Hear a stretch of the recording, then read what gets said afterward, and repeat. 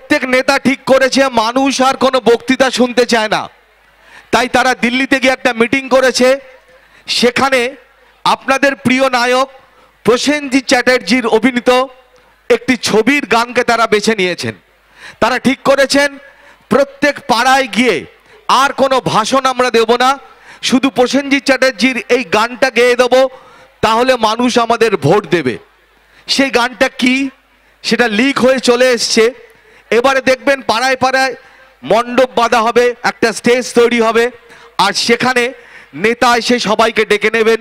তারপরে কোনো কথা না বলে যে গানটা গাইবেন সেটা হচ্ছে এইটা, চিরদিনই তুমি যে আমার, যুগে যুগে আমি তোমারি, চিরদিনই তুমি যে আমার, যুগে যুগে আমি তোমারি, ভোটের আগে তুমি যে আমার, ভোটের পরে আমি তোমারি, সঙ্গী সঙ্গী আমরা অমর সঙ্গী।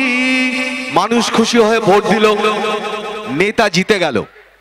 তারপরে মানুষ বলল, দেখ নেতা তো এসেছিল, আমাদের বলে গেল ভোটের আগে তুমি আমার, ভোটের আগে তুমি আমার, আমি তোমার, তো চল পাড়ার রাস্তাটা খারাপ, জল নেই, ইলেকট্রিক নেই, নেতাকে ডেকে আনি, আমাদের কাজগুলো করে দিতে হবে।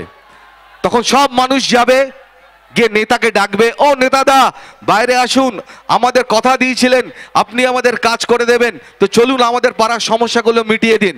তখন নেতা দরজা খুলে আর একটা গান গাইবেন, যদি ঠিক মনে হয় তাহলে জোরে হাততালি দিয়ে জানাবেন।